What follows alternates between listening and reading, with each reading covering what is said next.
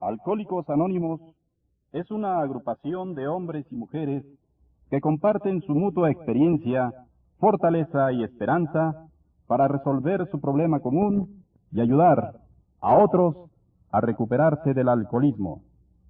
El único requisito para ser miembro de AA es el deseo de dejar la bebida.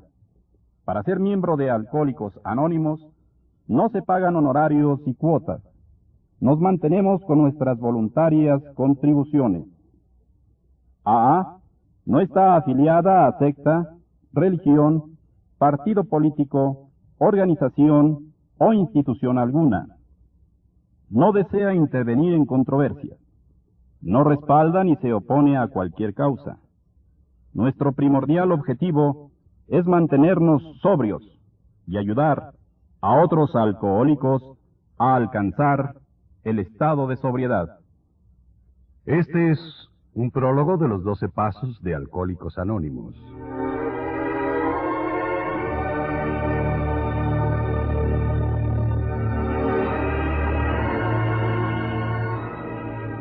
Los 12 pasos de Alcohólicos Anónimos son un conjunto de principios de naturaleza espiritual que, si se practican como una forma de vida, pueden liberar al enfermo de la obsesión por beber y prepararlo para ser útil y feliz. En la actualidad, se calcula que más de 2 millones de alcohólicos se han recuperado por medio de AA. Muchas personas no alcohólicas informan que con la práctica de los 12 pasos de Alcohólicos Anónimos han sido capaces de hacer frente a otras dificultades de la vida. Creen que los 12 pasos pueden significar más que la simple abstinencia para el bebedor problema, y ven en estos pasos un camino para que muchos vivan feliz y eficazmente, sean o no alcohólicos. Alcohólicos Anónimos empezó en 1935 en Akron, Ohio, como consecuencia de una reunión entre un bien conocido cirujano y un corredor de bolsas de Nueva York. Ambos eran casos graves de alcoholismo y estaban destinados a convertirse en los cofundadores de Alcohólicos Anónimos. Los principios básicos de Alcohólicos Anónimos, tal como hoy se conocen, fueron tomados principalmente de los campos de la religión y de la medicina, aunque algunas ideas de las cuales dependió finalmente el éxito fueron el resultado de tomar nota del comportamiento y las necesidades de la misma fraternidad. Después de 3 años de pruebas y errores, en la búsqueda de conceptos básicos para el funcionamiento de la sociedad, y después de una gran cantidad de fracasos para lograr que los alcohólicos se recuperaran, surgieron 3 grupos que tuvieron éxito. El primero en Akron, el segundo en Nueva York y el tercero en Cleveland. Inclusive entonces fue difícil encontrar 40 alcohólicos con una recuperación segura en el conjunto de los 3 grupos. No obstante, la incipiente sociedad determinó poner por escrito su experiencia en un libro que finalmente estuvo a disposición del público en abril de 1939. Por entonces, los que se consideraron recuperados sumaban alrededor de un centenar. El libro llamado Alcohólicos Anónimos, y de él se tomó su nombre la fraternidad. En él fue descrito el alcoholismo desde el punto de vista alcohólico. Los principios espirituales se estructuraron por primera vez en los 12 pasos que se hicieron claramente aplicables al dilema del alcohólico.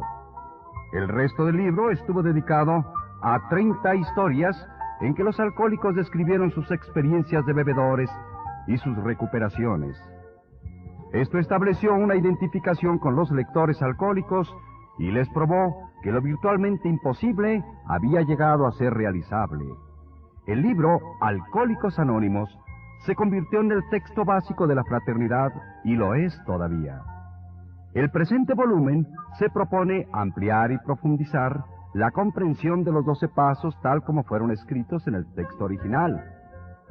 Con la publicación del libro Alcohólicos Anónimos en 1939, finalizó el periodo de iniciación y se estableció una prodigiosa reacción en cadena conforme los alcohólicos recuperados llevaron su mensaje a otros más.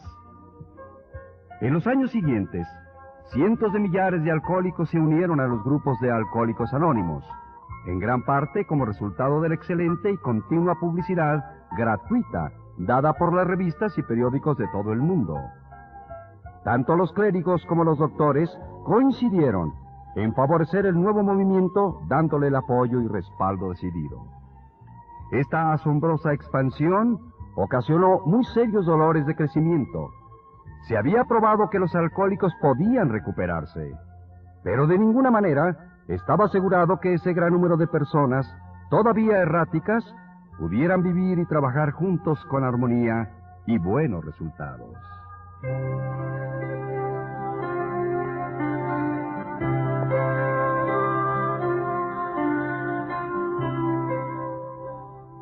Estos son los 12 pasos de Alcohólicos Anónimos.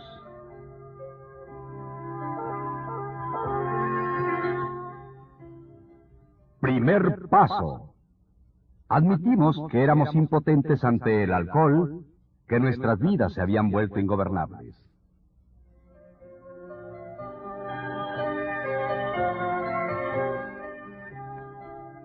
¿A quién le agrada admitir la derrota definitiva? Prácticamente a nadie, por supuesto. Todos nuestros instintos naturales se rebelan ante la idea de que somos impotentes. Es algo verdaderamente espantoso admitir que nosotros, con la copa en la mano, hemos torcido nuestras mentes hacia una obsesión de beber en tal forma tan destructiva que solamente un acto de la providencia podía remover. Ningún fracaso es tan doloroso como este. El alcohol se ha convertido en un salteador rapaz que nos despoja de las facultades de la voluntad para resistir a sus demandas. Cuando aceptamos este simple hecho, nuestra derrota es completa.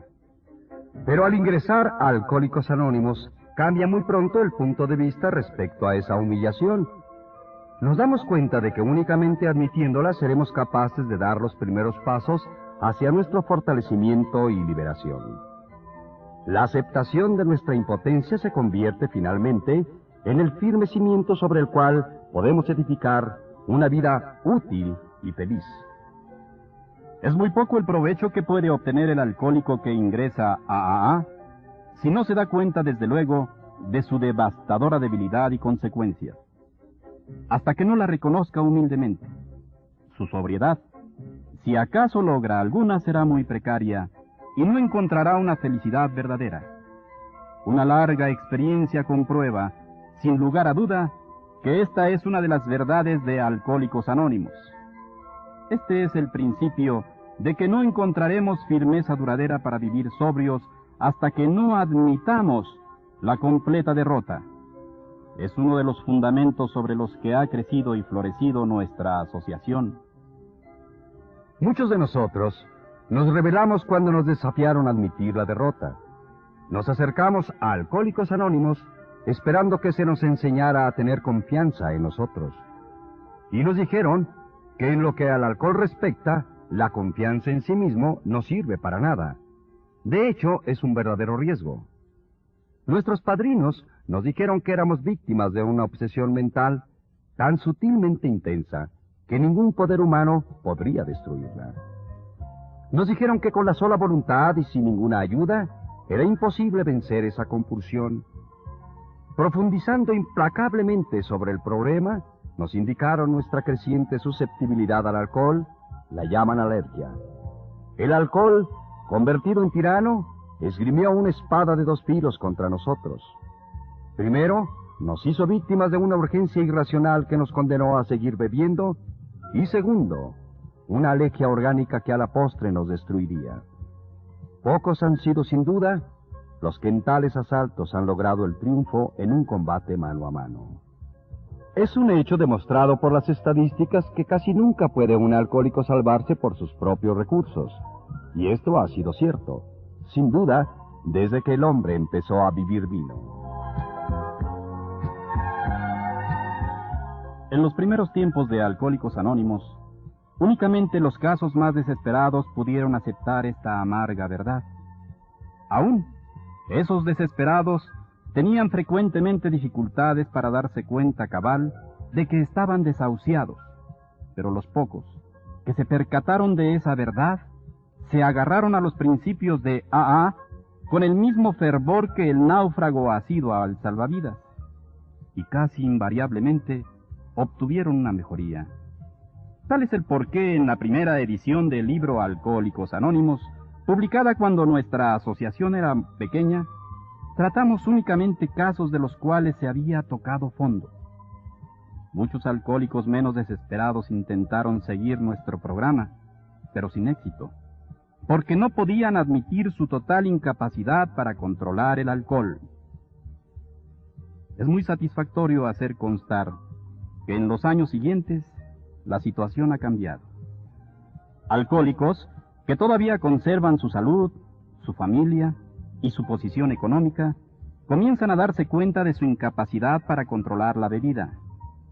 Al crecer esta tendencia, se sumaron otros más jóvenes, y que no han tenido que pasar por el infierno de estos últimos 10 o 15 años que nosotros hemos atravesado. En virtud de que el primer paso requiere la admisión de la ingobernabilidad de nuestras vidas, ¿cómo pudieron esta clase de personas dar ese paso?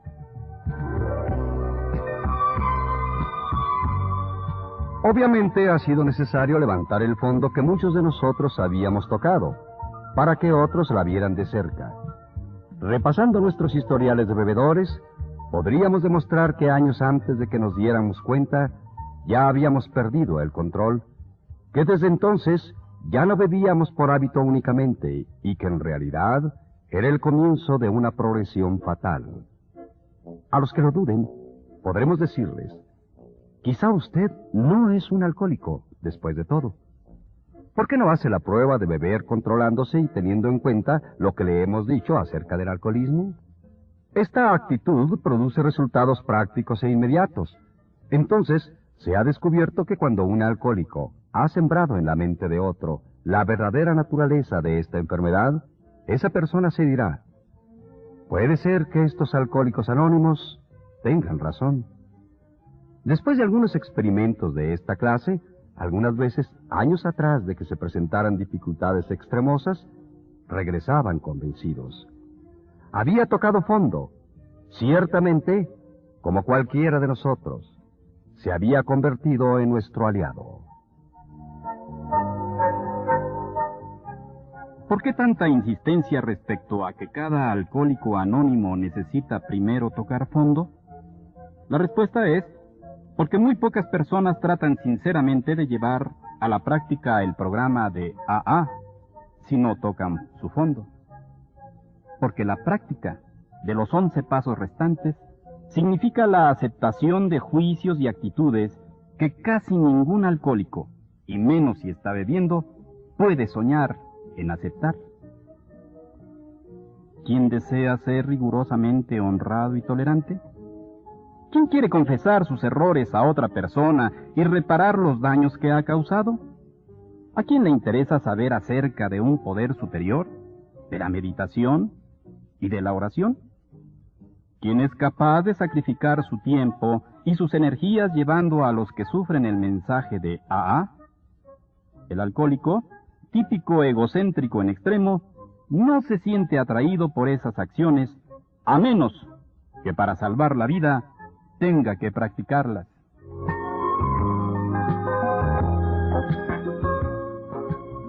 El látigo del alcoholismo nos ha obligado a ir a Alcohólicos Anónimos.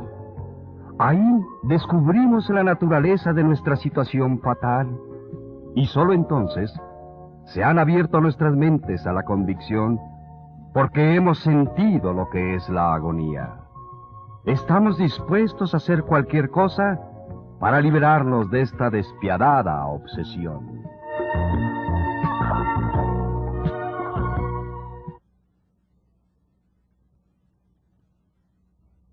Segundo paso. Llegamos al convencimiento de que un poder superior podría devolvernos el sano juicio.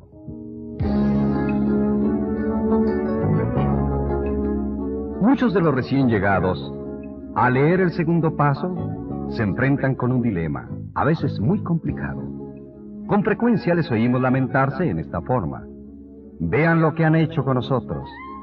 Nos han convencido de que somos alcohólicos y de que no podemos gobernar nuestras vidas. Después de reducirnos a un estado de impotencia absoluta, nos dicen ahora que solamente un poder superior puede quitarnos la obsesión de beber. Algunos de nosotros no queremos creer en Dios. Otros no podemos. Y aún los que creemos en Él, no tenemos fe en que haga este milagro. Sí, ustedes nos han sacado del atolladero. Muy bien. Pero ahora, ¿de aquí a dónde vamos? Veamos primero el caso del que dice no querer creer en Dios, el beligerante. Se encuentra en un estado de ánimo que puede describirse como salvaje. Toda su filosofía de la vida, de la que está satisfecho, se encuentra amenazada. Piensa que es bastante dura la admisión de que el alcohol lo ha dominado, para ahora, todavía dolido por tal admisión, se enfrente con el hombre. Surgido majestuosamente de una simple célula del cieno primordial, él es la punta de flecha de la evolución y, por consiguiente, el único Dios del universo, el único Dios de su universo. ¿Tendrá que renunciar a todo eso para salvarse? Lo más probable es que su padrino se ría de su situación y al recién llegado le parezca el colmo. Esto es el principio del fin. Y así es. El principio del fin de su vida pasada y el principio real de una nueva vida. Probablemente le diga a su padrino: hay que tomar las cosas con calma. El paso que hay que dar es más difícil de lo que uno cree. Cuando menos así lo fue para mí, y lo mismo le sucedió a un amigo mío, vicepresidente de la Sociedad Ateísta Americana, y que le dio un amplio margen. Bueno, dice el recién llegado, sé que ustedes me están diciendo la verdad. Es un hecho indiscutible que la mayoría de las personas que están en Alcohólicos Anónimos antes pensaban como yo. Pero ahora, en estas circunstancias, ¿cómo puedo tomar las cosas con calma? Esto es lo que quisiera saber. Esta es indudablemente una pregunta muy oportuna, le dice su padrino. Creo que puedo contestarla. No tiene que esforzarse demasiado. Tenga en cuenta estas tres cosas. Primera, AA no exige que crea en nada. Sus 12 pasos son sugeridos. Segunda, para obtener y conservar la sobriedad, no hay necesidad de abarcar los 12 pasos de un golpe. Recuerdo que yo los fui admitiendo gradualmente. Y tercera, todo lo que realmente se necesita es mantener la mente abierta. Absténgase de discusiones inútiles y no siga preocupándose de que si la gallina fue primero que el huevo. Le repito, todo lo que necesita hacer es mantener la mente abierta. El padrino continúa. Ponga mi propio caso como ejemplo. Debido al tipo de educación que recibí, no aceptaba nada sin comprobación científica. Naturalmente respetaba, veneraba y hasta adoraba la ciencia. Todavía sigo respetándola, pero ya no adorándola. Se me inculcó el principio básico de todo progreso científico: investigar y comprobar una y otra vez, siempre con la mente abierta. Cuando vine aquí por primera vez, mi reacción fue como la de usted. Pensé, este asunto de Alcohólicos Anónimos no tiene nada de científico. No puedo creer en él. Sencillamente, no lo tomaré en cuenta. Entonces, me despabilé. Tuve que admitir que en Alcohólicos Anónimos había logrado resultados prodigiosos. Noté que mi actitud al respecto no había sido nada científica. No era Alcohólicos Anónimos la intolerante, sino yo. Desde el momento en que dejé de discutir, pude empezar a ver y sentir. En ese momento, el segundo paso se infiltró suave y gradualmente en mi vida. No puedo precisar la ocasión o el día en que empecé a creer en la existencia de un poder más grande que yo. Pero ahora estoy seguro de tener esa fe. Para ello, fue necesario dejar de oponer argumentos y dedicarme a practicar el resto del programa de AA con todo el entusiasmo de que soy capaz. Esta es solamente la opinión individual basada en mi propia experiencia, por supuesto. Debo asegurarle que los alcohólicos anónimos recorren innumerables caminos en busca de fe. Si no le interesa el que yo le sugiero, tenga la seguridad de que encontrará el suyo si observa y escucha. Más de uno ha empezado a resolver su problema con el método de la sustitución. También puede, si quiere, hacer de Alcohólicos Anónimos su poder superior. Este es un grupo muy grande de personas que han resuelto su problema de alcohólico. En este sentido son indiscutiblemente un poder más grande que usted, que ni siquiera se ha aproximado a la solución del suyo. Seguramente que puede tener fe en ellos. Ese mínimo de fe puede bastar. Encontrará muchos miembros que han cruzado el umbral en esa forma. Todos le dirán que una vez que lo hicieron, su fe ha crecido y se ha profundizado. Relevados de la obsesión del alcohol, sus vidas transformadas de una manera inexplicable, llegaron a creer en un poder superior y la mayoría empezó a hablar de Dios. Consideremos a continuación la situación de los que han caído en la indiferencia, los llenos de autosuficiencia, los que han adquirido prejuicios contra la religión y los completamente desafiantes porque Dios no les concedió sus exigencias. ¿Puede la experiencia de Alcohólicos Anónimos decirle a todos estos que todavía pueden encontrar una fe que obra? Algunas veces les es más difícil a Alcohólicos Anónimos a ayudar a los que han perdido la fe o que la han rechazado que a los que nunca la tuvieron porque piensan que han hecho la prueba y no les ha dado resultado. Han recorrido el camino de la fe sin fe. Como en ambos casos se han decepcionado, llegaron a la conclusión de que para ellos no hay a dónde ir. La indiferencia, las fantasías de la autosuficiencia, los prejuicios y la oposición obstinada son a veces obstáculos más grandes que los que tienen los agnósticos y aún los ateos militantes. La religión asegura que se puede comprobar la existencia de Dios. El agnóstico dice que no puede comprobarse, y el ateo pretende que se puede comprobar que Dios no existe. Evidentemente, el que se aparta de la fe entra en una gran confusión. Piensa que para él no hay consuelo en ninguna convicción de fe. No puede lograr ni siquiera un mínimo grado la seguridad del creyente, del agnóstico o del ateo. Es un individuo completamente desorientado. Muchos alcohólicos anónimos pueden decirle al desorientado: también nosotros de niños nos apartamos de nuestra fe. La presunción de la juventud nos perjudicó. Desde luego, nos alegramos de que el hogar y la enseñanza religiosa nos proporcionaran ciertos valores. Todavía teníamos la seguridad de ser honrados, tolerantes y justos, y hasta cierto punto ambiciosos y trabajadores. Creímos que nos bastarían esas simples normas de conducta y decoro. A medida que el éxito material, basado en estos atributos comunes, comenzó a favorecernos, creímos que ganamos en el juego de la vida. Esto nos estimulaba y nos sentíamos felices.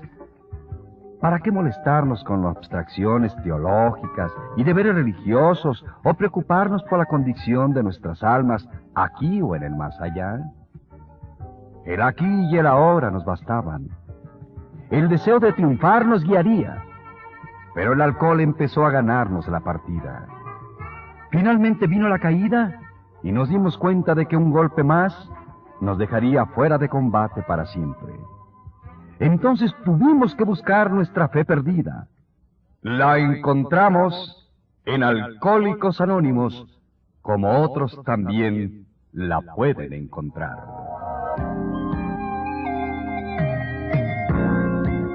Ahora llegamos a otra clase de problemas. El hombre o la mujer intelectualmente autosuficientes. También a estos, muchos alcohólicos anónimos pueden decirles: sí, nosotros éramos así, demasiado listos para nuestro propio bien. Nos encantaba que nos llamaran precoces. Nuestra educación intelectual nos sirvió para inflarnos de orgullo como globos. Aunque procuramos ocultarlo, secretamente sentíamos que éramos capaces de flotar por encima de los demás con el poder de nuestros cerebros. Los progresos científicos nos hacían creer que no hay nada imposible para el hombre. La sabiduría era todopoderosa. El intelecto podía conquistar a la naturaleza. Ya que éramos más brillantes que la mayoría, pues así lo pensábamos, con solo pensarlo, ganaríamos la batalla. El Dios del intelecto desplazó al Dios de nuestros padres. Pero el diablillo del alcohol tenía otros planes. Después de creer que habíamos sido los triunfadores, resultaba que estábamos perdiendo en todo. Nos dimos cuenta de que teníamos que recapacitar o moriríamos. En Alcohólicos Anónimos encontramos muchos que alguna vez pensaron como nosotros. Estos nos ayudaron a darnos cuenta de nuestras realidades. Con su ejemplo, nos demostraron que la humildad y el intelecto pueden ser compatibles, siempre que se ponga la humildad en primer lugar. Cuando empezamos a trabajar en esto, recibimos el don de la fe que obra. Otro grupo de Alcohólicos Anónimos dice: estábamos hartos de religión y lo que se relaciona con ella. Decíamos que la Biblia está llena de disparates. Podíamos citar capítulos y versículos, pero tergiversábamos su significado. En unas partes su moral nos parecía exageradamente buena y en otras exageradamente mala. Pero lo que nos apabullaba era la moralidad de algunas gentes religiosas. Gozábamos con la hipocresía e intolerancia inseparables de tantos que se tienen por muy creyentes. Nos encantaba proclamar el hecho de que millones de personas que se consideran fieles a Dios se estuvieran matando en su nombre. Esto significaba que habíamos sustituido una manera de pensar positiva por una negativa. Después de ingresar a Alcohólicos Anónimos, reconocimos que esa manera de pensar estaba propiciando nuestro egocentrismo. Nos sentíamos superiores al observar los pecados de las personas religiosas. No podíamos ver nuestros propios defectos.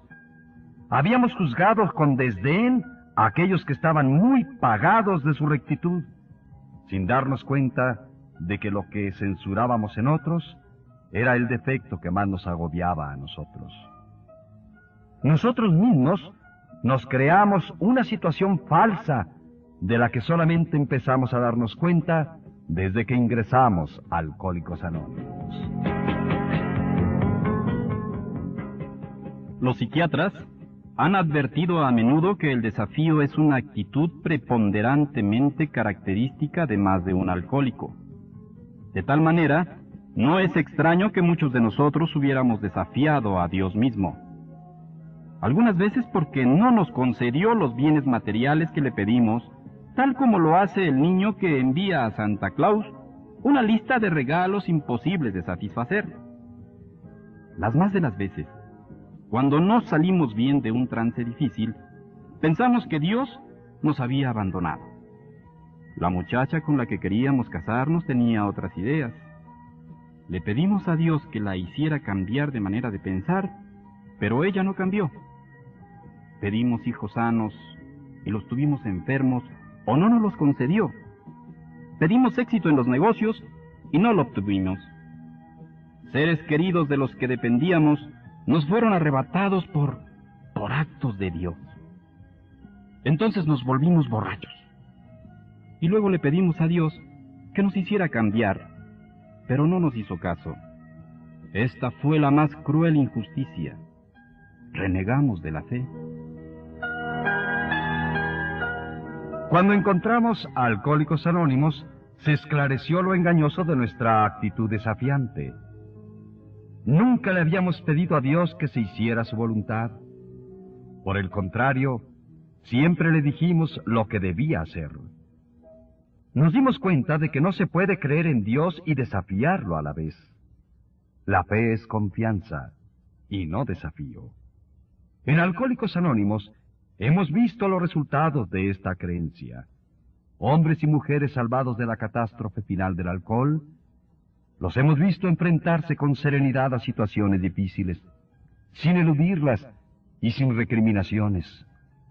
Esto no se logra simplemente con la fe sola, sino con obras, en cualquier circunstancia. Pronto llegamos a la conclusión de que estábamos dispuestos a pagar lo que fuera por conseguir la humildad. Ahora veamos al individuo lleno de fe, pero que todavía sigue bebiendo. Cree que es devoto. Observa escrupulosamente las fórmulas religiosas. Está seguro de que cree en Dios, pero sospecha que Dios no cree en él. Hace promesas y más promesas. Después de cada una de ellas, no solo vuelve a beber, sino que su situación empeora progresivamente. Valientemente trata de luchar contra el alcohol con la ayuda de Dios, pero esa ayuda no llega. ¿Qué es lo que pasa entonces?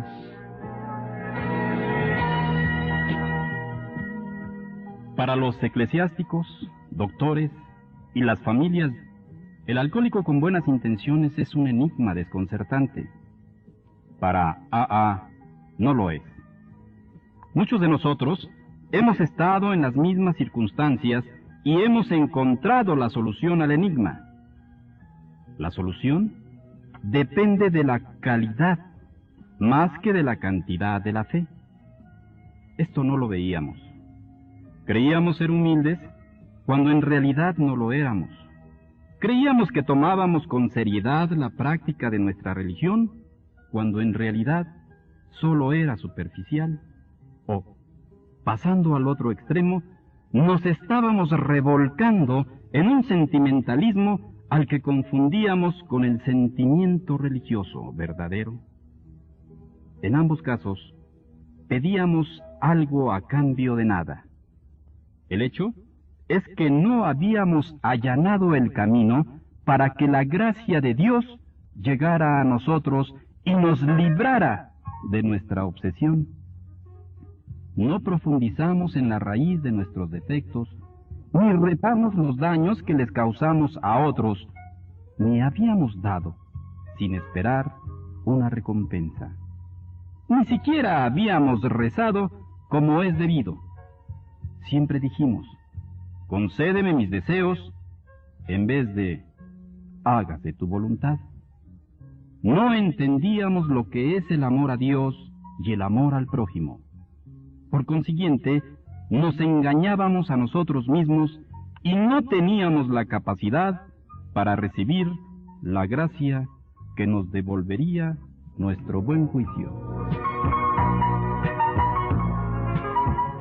Son muy pocos los alcohólicos activos que tienen siquiera una idea de lo irracionales que son, o que si se dan cuenta de ello, pueden enfrentarse al hecho. Algunos aceptan que se les clasifique como bebedores problema, pero no soportan la idea de que son enfermos mentales. Los apoya en su creencia un mundo que no sabe la diferencia entre un bebedor normal y un alcohólico. Cordura quiere decir sano juicio. Sin embargo, si un alcohólico sobrio analiza juiciosamente su conducta destructiva, ya sea que haya destrozado los muebles de su casa o sus fibras morales, tendrá que reconocer que no obró con buen juicio.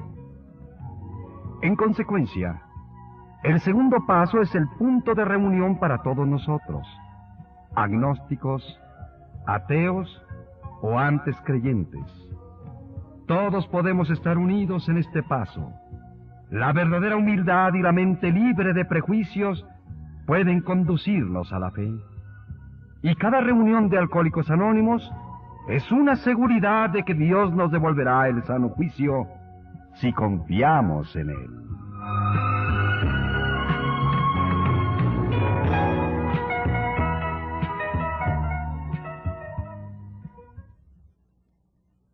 Tercer paso. Decidimos poner nuestras voluntades y nuestras vidas al cuidado de Dios como nosotros lo concebimos.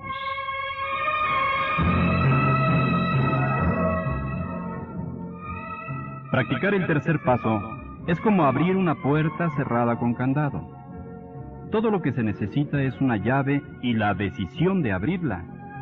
Solo hay una llave, y esta se llama buena voluntad. Cuando nuestra buena voluntad ha quitado el candado, la puerta se abre casi por sí sola, y mirando hacia adentro, veremos un camino, junto al cual está una inscripción que dice: Este es el camino hacia la fe que obra. En los primeros pasos, nos ocupamos en reflexionar.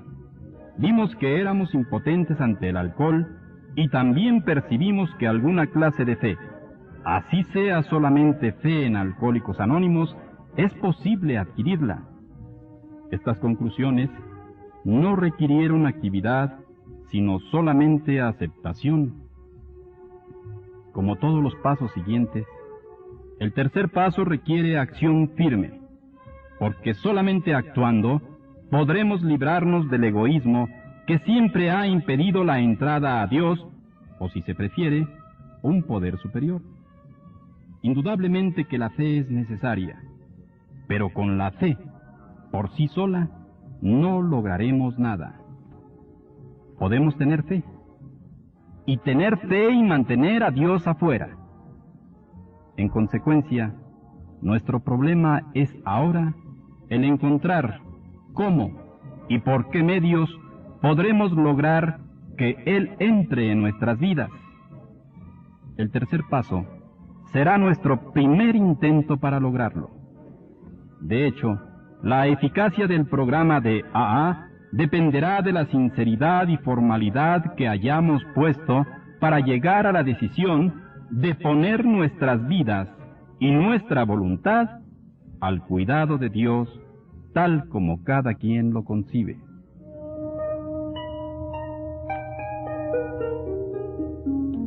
Para todo principiante mundano y realista, este paso parece difícil, aún imposible. A pesar de lo mucho que quiera uno tratar de practicarlo, exactamente cómo se puede lograr poner nuestra vida y nuestra voluntad al cuidado de Dios, tal como cada quien lo concibe. Afortunadamente, los que lo hemos ensayado y con los mismos recelos, podemos atestiguar que cualquiera puede comenzar a practicarlo. Podemos añadir que un principio, por más insignificante que sea, es todo lo que se necesita. Una vez que con la llave de la buena voluntad hemos abierto el candado y entreabierta la puerta que se cerraba, nos damos cuenta de que siempre podemos abrirla un poco más. Aunque nuestra obstinación nos cierre la puerta como sucede a menudo, siempre podremos volver a abrirla con la llave de nuestra buena voluntad. Puede ser que todo esto parezca misterioso y remoto, algo así como la teoría de la relatividad de Einstein, o un problema de física nuclear. No lo es en lo absoluto. Veamos lo práctico que realmente es. Cada hombre o mujer que han ingresado a Alcohólicos Anónimos y que tiene la intención de seguir allí, sin darse cuenta, ha empezado a practicar el tercer paso. ¿No es verdad que, en lo referente al alcohol, cada una de esas personas ha decidido poner su vida al cuidado, protección y guía de Alcohólicos Anónimos? Se ha logrado poner buena voluntad para desarraigar nuestra obstinación y nuestras ideas propias acerca del problema del alcohol, para sustituirlas por las que Alcohólicos Anónimos sugiere. Cualquier recién llegado que tiene buena voluntad siente la certeza que Alcohólicos Anónimos es el único puerto seguro para el barco a punto de hundirse.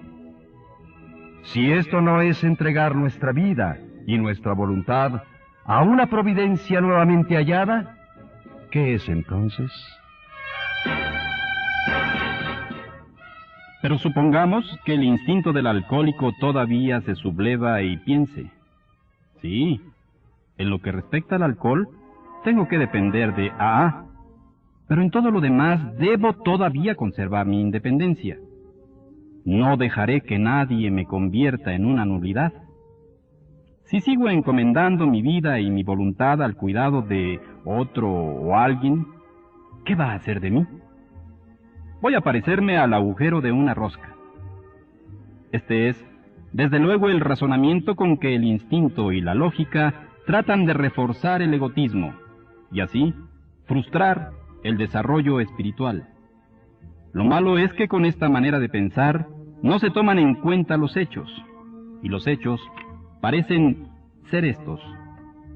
Mientras más dispuestos estemos a depender de un poder superior, más independientes somos en realidad.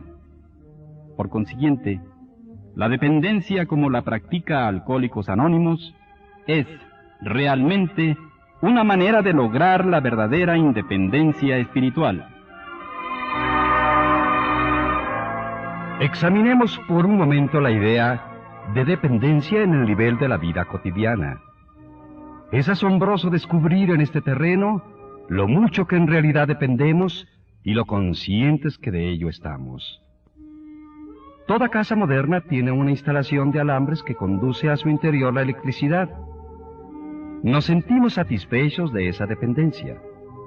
Deseamos, desde luego, que nada interrumpa el suministro de corriente. Al aceptar así nuestra dependencia en esa maravilla de la ciencia, nos sentimos en lo personal más independientes. No solo somos más independientes, sino que estamos más cómodos y más seguros. La fuerza fluye por donde se le necesita, silenciosa y con seguridad. La electricidad, esa extraña fuerza que tan pocos comprenden, satisface nuestras más insignificantes necesidades cotidianas y también otras más importantes. Allí está el enfermo de poliomielitis, que vive dentro de un pulmón mecánico que depende, con entera confianza, de un motor que le proporciona la respiración y lo mantiene vivo. En el momento que se pone a discusión nuestra dependencia mental o emocional, reaccionamos de una manera muy distinta. Reclamamos con persistencia el derecho a decidir por sí solos, cómo pensar, cómo actuar. Claro que consideramos los dos lados del problema. Escuchamos atentamente a quienes nos aconsejan, pero todas las decisiones las vamos a tomar nosotros. Nadie se va a meter con nuestra independencia personal. Además, pensamos que no debemos fiarnos de nadie. Estamos seguros de que nuestra inteligencia, respaldada por nuestra fuerza de voluntad, puede bien controlar nuestras vidas interiores y garantizarnos el éxito en este mundo en que vivimos.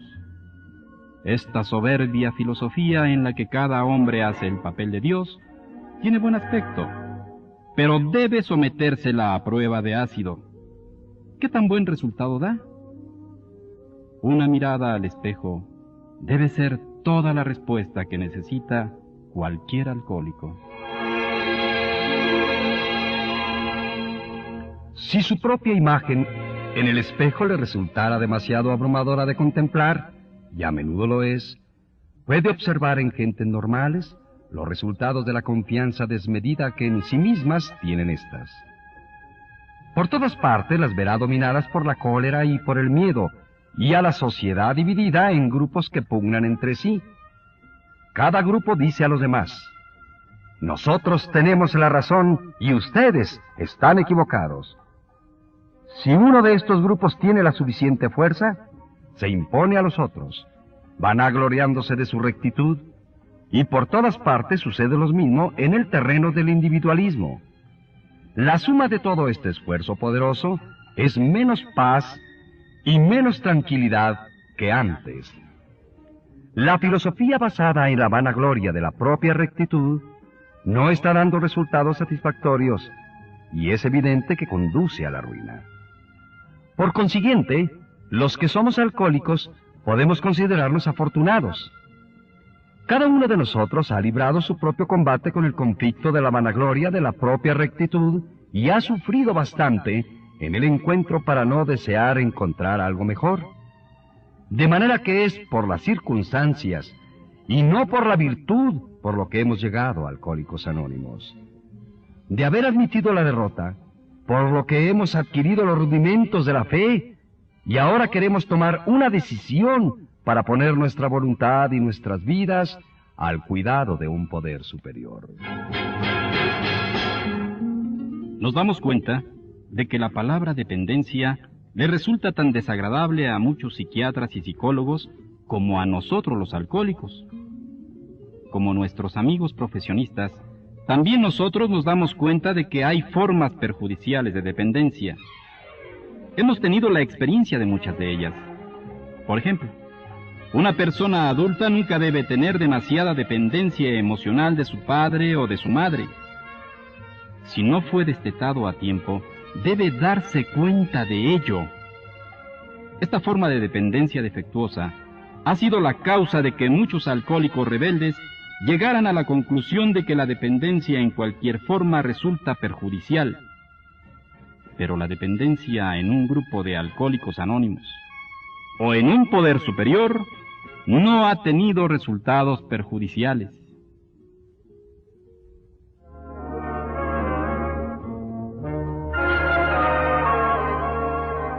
Cuando se desató la Segunda Guerra Mundial, este principio espiritual tuvo su prueba máxima. Los miembros de Alcohólicos Anónimos que prestaron su servicio militar se diseminaron por todo el mundo. ¿Aceptarían la disciplina? ¿Se mantendrían firmes bajo fuego? ¿Soportarían la monotonía y las calamidades de la guerra? ¿Los sostendría hasta el fin la clase de dependencia que habían aprendido en Alcohólicos Anónimos? Sí, sí lo sostuvo hasta el fin. Entre ellos hubo menos recaídas y borracheras secas que entre los alcohólicos anónimos que estaban a salvo en sus hogares. Demostraron la misma capacidad de resistencia y valor que los demás soldados. Lo mismo en Alaska que en Palermo. Su dependencia en un poder superior surtió efecto. Y lejos de ser una debilidad, eso constituyó su principal fuente de fortaleza. Así es que, exactamente, ¿cómo puede la persona que está dispuesta a seguir poniendo su vida y su voluntad al cuidado de un poder superior? Hemos visto que ha empezado a lograrlo al confiar a Alcohólicos Anónimos la solución de su problema alcohólico.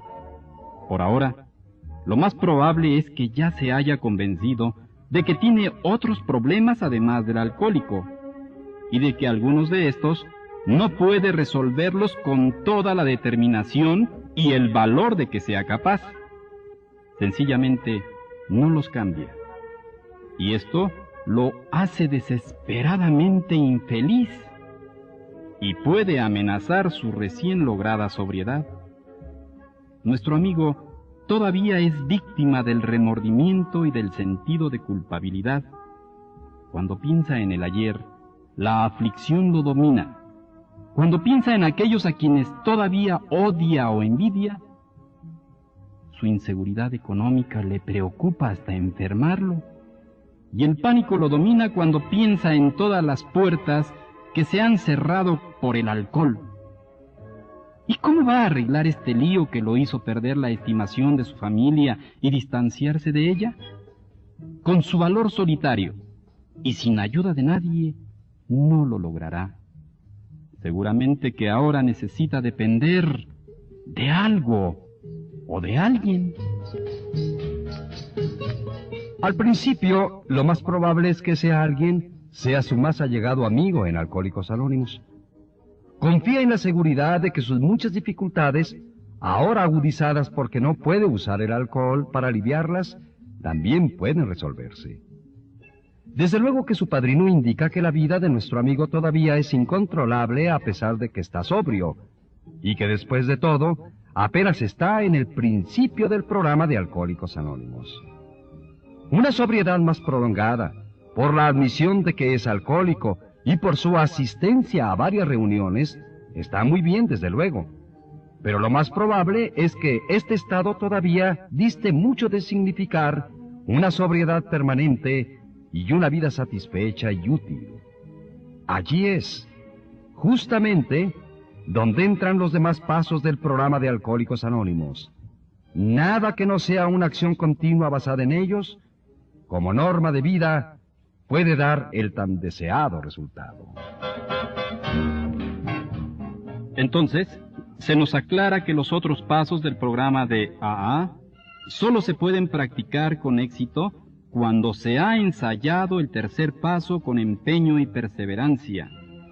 Esta afirmación puede sorprender a los recién llegados que no han experimentado más que una continua desanimación y una creciente convicción de que la voluntad humana no vale nada. Se ha persuadido, y con razón, de que además del problema del alcohol, muchos otros no podrán vencerse únicamente con una valerosa embestida si la fuerza de esa proviene del individuo solitario, aislado. Pero ahora, parece que hay ciertas cosas que solo el enfermo por sí mismo puede hacer. Por sí solo, y de acuerdo con sus circunstancias particulares, necesita desarrollar la cualidad de la buena voluntad. Cuando adquiere la buena voluntad, él mismo podrá decidir a esforzarse. Tratar de lograrlo es un acto de su propia voluntad. Todos los 12 pasos requieren un esfuerzo individual sostenido para poder amoldarse a sus principios y así amoldarse a la voluntad de Dios. Cuando empezamos a amoldar nuestra voluntad a la de Dios, es cuando empezamos a usarla debidamente. Para todos nosotros, esta ha sido una revelación admirable. Nuestro mal ha sido el mal uso de la fuerza de voluntad. Con ella, tratamos de demoler nuestros problemas, en vez de tratar de que estuviera de acuerdo con las intenciones de Dios para con nosotros. Conseguir que vaya en aumento nuestra capacidad para lograr esto es el propósito de los 12 pasos de Alcohólicos Anónimos, y el tercero nos abre la puerta. Una vez que estamos de acuerdo con estas ideas, resulta en realidad fácil empezar a practicar el tercer paso. Cuando tengamos disturbios emocionales o momentos de indecisión, podemos hacer una pausa y decir: Dios, concédeme serenidad para aceptar las cosas que no puedo cambiar, valor para cambiar las que puedo, y sabiduría para conocer la diferencia. Hágase tu voluntad y no la mía.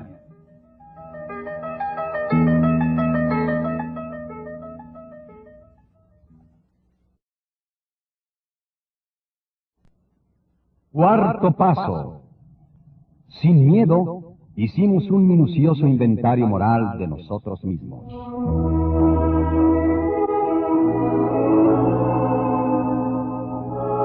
La creación nos dotó de instintos para un propósito. Sin ello, no seríamos seres humanos completos. Si los hombres y las mujeres no se esforzaran por su seguridad personal, ni hicieran ningún esfuerzo para cosechar sus alimentos o construir su hogar, no sobrevivirían. Si no se reprodujeran, la tierra no estaría poblada. Si no existiera el instinto social, si a los hombres no les importara la compañía de sus semejantes, la capacidad de vivir no existiría. Así, estos deseos de relación sexual, de seguridad material, emocional y de compañía, son perfectamente justos y necesarios, y ciertamente son dones de Dios. Sin embargo, estos instintos tan necesarios para nuestra existencia nos dominan e insisten en dominar nuestras vidas. Nuestros deseos sexuales, de seguridad material y emocional, y de obtener una posición importante en la sociedad, a veces nos tiranizan. Cuando los deseos naturales del hombre se descoyuntan, le ocasionan graves dificultades. No hay ser humano, por más bueno que sea, exento de esto. Puede decirse de casi todos los problemas emocionales que son casos de instintos mal encausados. Cuando eso sucede, nuestro activo natural, los instintos, se convierten en riesgos físicos y mentales. El cuarto paso es un esfuerzo laborioso y vigoroso para descubrir cuáles han sido y con estos riesgos en nosotros. Queremos descubrir exactamente cómo, cuándo y dónde deformaron estos nuestros instintos naturales. Queremos mirar de frente la desdicha que por ella ha causado a otros y a nosotros mismos. Descubriendo cuáles son nuestras deformaciones emocionales, podremos corregirlas. Sin un deseo sincero y perseverante de practicarlo, es muy limitada la sobriedad o la satisfacción que podamos obtener. La mayoría de nosotros se ha dado cuenta de que es muy difícil de alcanzar la fe que obra positivamente en la vida cotidiana si no se ha hecho sin temor alguno un minucioso inventario moral. Antes de abordar en detalle el problema del inventario, veamos cuál es básicamente el problema. El siguiente ejemplo resultará muy significativo si nos fijamos bien en él. Supongamos que una persona antepone a todo el deseo sexual. En tal caso, este apremio imperioso puede destruir sus oportunidades para lograr su seguridad material y económica, y tal vez su posición en la comunidad. Otro puede desarrollar tal obsesión por su seguridad económica que no quiere hacer más que acumular dinero. Si va al extremo, puede convertirse en un avaro y en un solitario que se priva hasta de su familia y de sus amigos.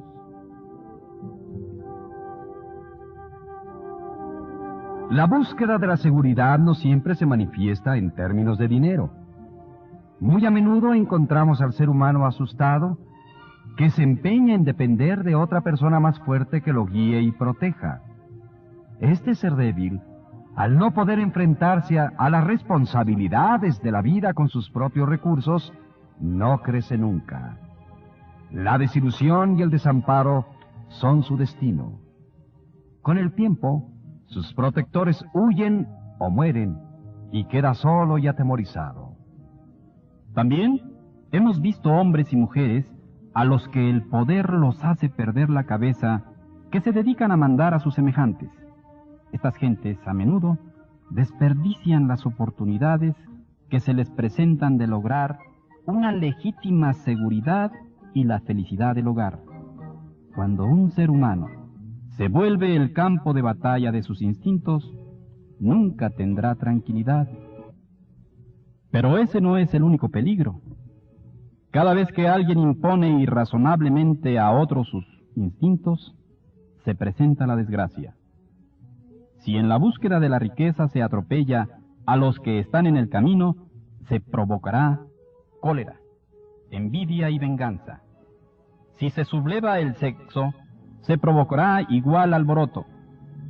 Las exigencias exageradas a otro, de atención, protección y cariño, propician en esas personas tiranía o repulsión, dos emociones tan malsanas como las mismas que las provocaron. Cuando el deseo de prestigio del individuo se vuelve incontrolable, ya sea en el círculo de amistades o en la mesa de la conferencia internacional, hay otras gentes que se lastiman y frecuentemente se rebelan. Este choque de instintos puede producir desde fría indiferencia hasta una candente revolución. Así, estamos colocados en un conflicto no solamente con nosotros mismos, sino también con otras personas que, como nosotros, tienen también instintos. Los alcohólicos, especialmente, deben poder darse cuenta de que el instinto desbocado es la causa fundamental de su manera destructiva de beber. Hemos bebido para ahogar sentimientos de miedo, frustración y depresión. Hemos bebido para escapar del sentimiento de culpabilidad ocasionado por las pasiones. Y luego hemos bebido para lograr más pasiones. Hemos bebido por vanagloria, para gozar más los sueños disparatados de pompa y poderío. No es agradable contemplar esta perversa enfermedad del alma. Los instintos alborotados obstaculizan la investigación. En el momento que tratamos de sondearlos, estamos sujetos a sufrir serias reacciones. Si temporalmente estamos en el lado depresivo, estamos propensos a ser abrumados por el sentimiento de culpabilidad de nuestra parte y de repugnancia de nosotros mismos. Nos revolcamos en ese lodazal, derivando frecuentemente de ello un placer deformado y doloroso. A medida que perseguimos esa melancólica actividad, podemos sumirnos en tal grado de desesperación que llegamos a creer que el olvido es la única solución posible. Aquí hemos perdido todo sentimiento de perspectiva, desde luego, y por consiguiente de humildad, porque este es orgullo al revés. Esto no es de ninguna manera un inventario moral. Es justamente el proceso por el que la depresión se encamina a la botella y a la exterminación. Si por otra parte, nuestra disposición natural se inclina hacia el fariseísmo o la grandiosidad, nuestra reacción será enteramente la opuesta. Nos ofenderemos con la sugerencia que AA hace del inventario moral. Seguramente que nos referiremos con orgullo a la vida ejemplar que creíamos llevar antes de que la botella nos hundiera. Pretenderemos que nuestros defectos serios de carácter, si es que pensamos que lo tenemos, eran ocasionados por nuestro exceso de la bebida, siendo primero y lo único para lo que necesitamos esforzarnos. Creemos que en el momento que dejemos el alcohol, reviviremos las buenas cualidades que habíamos demostrado tener. Sí, fuimos buenas gentes, exceptuando nuestros momentos de beber demasiado. ¿Qué necesidad hay ahora de un inventario para mantenernos sobrios? También nos agarramos a otro maravilloso pretexto para eludir el inventario. Nos lamentamos de que nuestras ansiedades y dificultades actuales son causadas por el comportamiento de otras gentes, y que realmente ellas son las que necesitan un inventario moral. Creemos firmemente que nuestra indignación es justificada y razonable, que nuestros resentimientos están justificados. Nosotros no somos culpables, son ellos. En este caso del proceso del inventario, nuestros padrinos entran al rescate.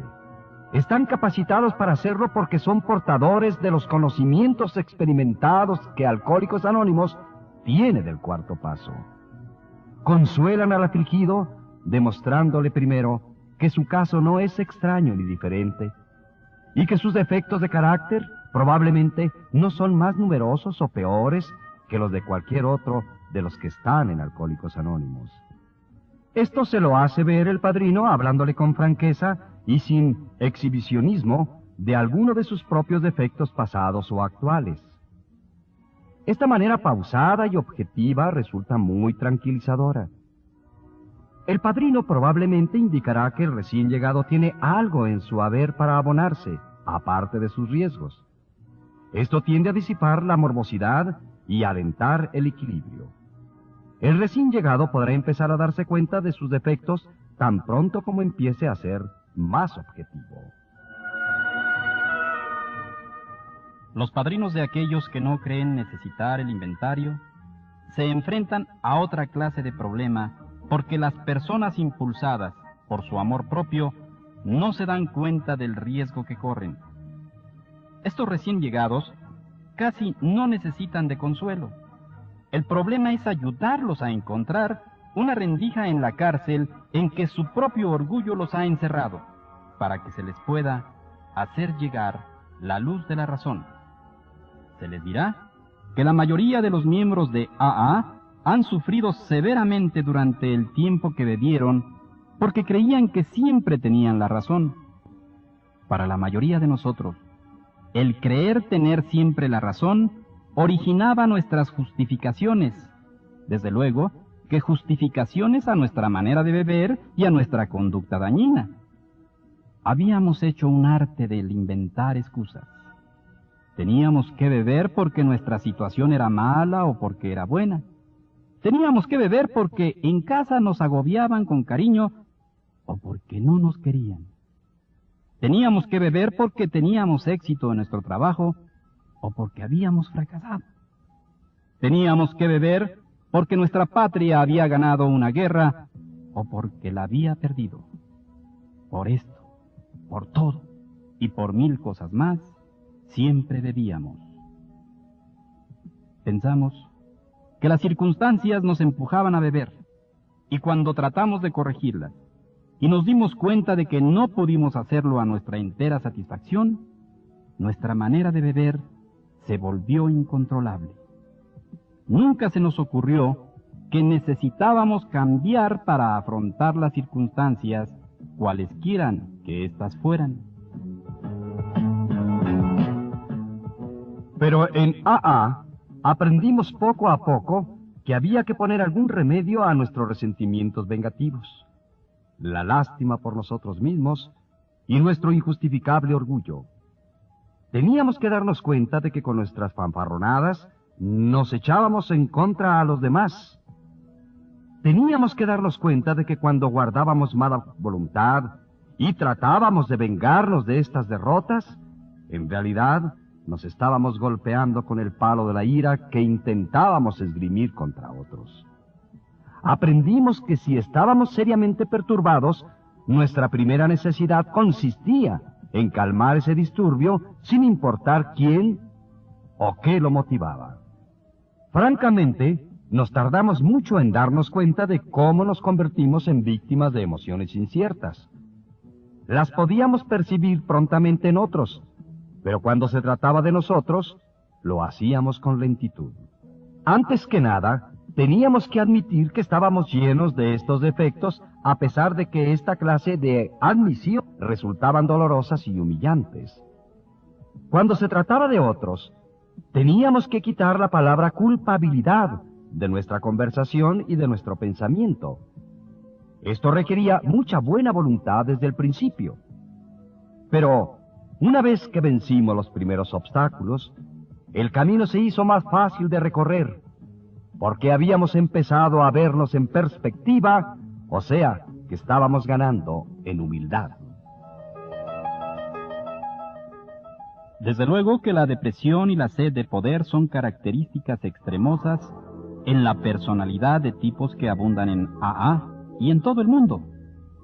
Frecuentemente, estos tipos de personalidad se perfilan con la claridad de los ejemplos que se han dado, pero con la misma frecuencia. Algunos de nosotros encajaremos más o menos en las dos clasificaciones. Los seres humanos nunca son iguales. Así es que cada uno de nosotros, al hacer inventario, necesitará determinar cuáles son sus defectos de carácter individuales. Una vez que se encuentre zapatos a la medida, se los pondrá y caminará con la nueva confianza de que se va por el buen camino. Ahora vamos a examinar la necesidad de una relación de los defectos de carácter más notorios que todos tenemos en diversos grados. Para los que tienen una preparación religiosa, en una relación de esta naturaleza, verán violaciones graves a principios de moral. Otros verán en ella defectos de carácter. Para otros, será un índice de desajuste. A algunos les molestará que se hable de inmoralidad y ni qué decir de pecado. Pero el menos razonable estará de acuerdo en este punto, que hay mucho que está mal en nosotros los alcohólicos y acerca de lo que habrá de hacerse también hay mucho, si es que esperamos sobriedad, progreso y la habilidad necesaria para adaptarnos a la nueva vida.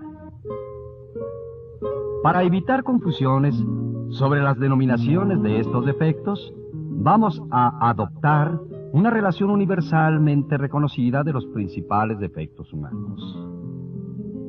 Los 7 pecados capitales: el orgullo, la avaricia, la lujuria, la ira, la gula, la envidia y la pereza.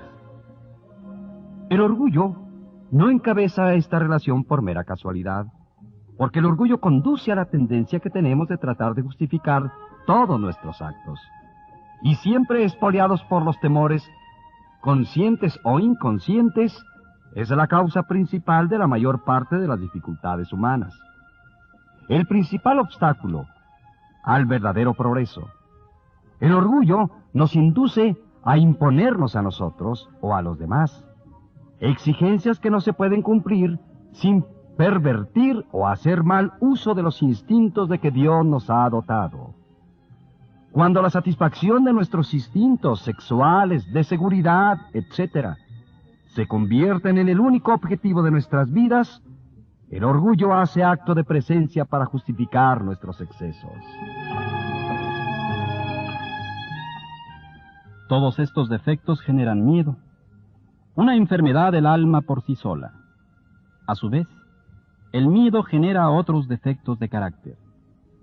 El miedo irrazonable a que nuestros instintos no se satisfagan nos impulsa a codiciar bienes ajenos, al deseo inmoderado de satisfacciones sexuales y de poderío. Nos conduce a enfadarnos cuando las exigencias de nuestros instintos se ven amenazadas y nos conducen a ser envidiosos cuando las ambiciones de otros se logran, mientras que las de nosotros no se realizan. Comemos, bebemos y arrebatamos más de lo que necesitamos con el temor de que no nos toque lo suficiente. Y con genuina alarma ante el trabajo, permanecemos indolentes, flojeamos y lo dejamos todo para después. Y a lo máximo, trabajamos a la mitad de nuestra capacidad y lo hacemos a regañadientes. Estos temores son el comején que devora sin cesar la base de cualquier clase de vida que tratamos de edificar. Así que cuando A.A. sugiere hacer un inventario sin temor alguno, a todo recién llegado le parecerá que se le está pidiendo más de lo que puede hacer. Tanto su orgullo como su temor lo rechazan cada vez que intenta mirarse por dentro. El orgullo dice: no hay necesidad de que pases por aquí. Y el temor dice: no te atrevas a mirar aquí. Pero el testimonio de los alcohólicos anónimos que realmente han acometido el inventario moral es que el orgullo y el temor de esta especie resultan ser simples espantajos. Una vez que tengamos la cabal buena voluntad de hacer el inventario y nos esforcemos concienzudamente en el cumplimiento de esta tarea, la luz iluminará este tenebroso camino. A medida que perseveramos, nace una confianza completamente nueva, y el alivio al enfrentarnos a nosotros mismos es indescriptible. Estos son los primeros frutos del cuarto paso.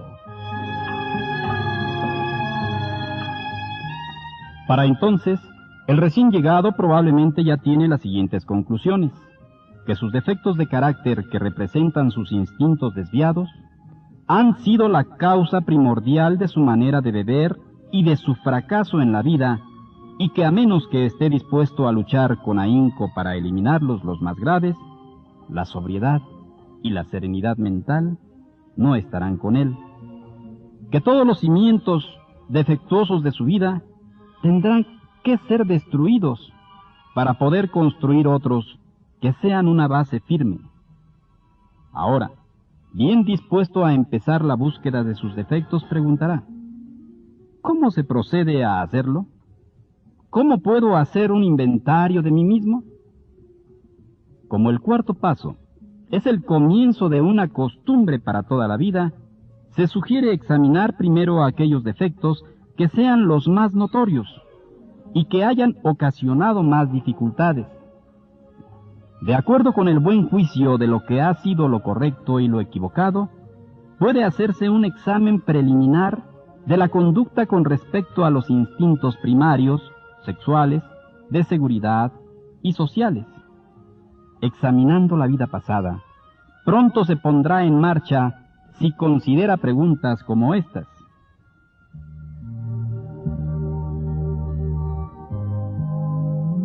¿Cómo y cuándo y en qué ocasiones perjudiqué a otras personas o me perjudiqué a mí mismo en mi búsqueda egoísta de satisfacciones sexuales? ¿A quién lastimé y a qué agrado? ¿Hice desgraciado mi matrimonio y perjudiqué a mis hijos? ¿Comprometí mi posición en mi comunidad? ¿Cómo reaccioné entonces a esas situaciones? ¿Sentí un remordimiento implacable? ¿O insistí en que era yo el perseguido y no el perseguidor, y además me absolví? ¿Cómo he reaccionado a frustraciones de índole sexual? Cuando me negaban algo, ¿me volvía vengativo o me sentía deprimido? ¿Me desquitaba con otros si en mi hogar me repudiaban o trataban con frialdad?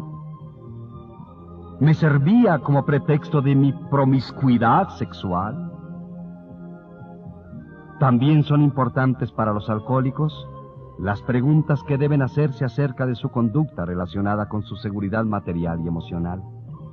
En este terreno, el temor, la codicia, el acaparamiento y el orgullo muy a menudo han causado mucho daño.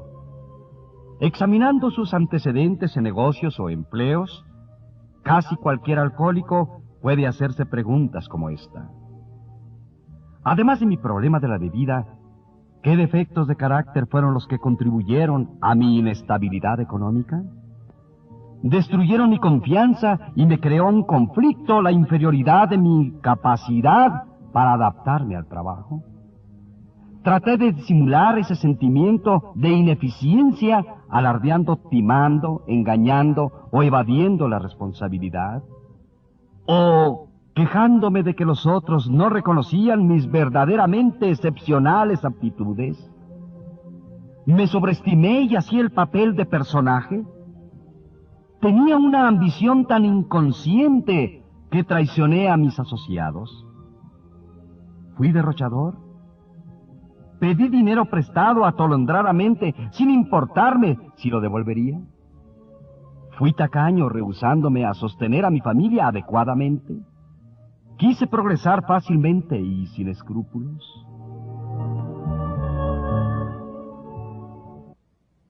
Las mujeres de negocios que están en AA encontrarán que muchas de estas preguntas pueden ser para ellas también.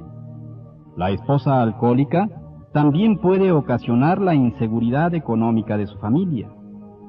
Puede hacer malas cuentas, manejar mal el presupuesto destinado a la alimentación de su hogar, pasarse las tardes jugando y comprometer con deudas a su marido, debido a sus despilfarros y a su irresponsabilidad. Todos los alcohólicos que han perdido por su manera de beber empleos, familia y amigos, necesitarán examinarse detenida y despiadadamente para poder determinar cómo los defectos de personalidad demolieron su estabilidad.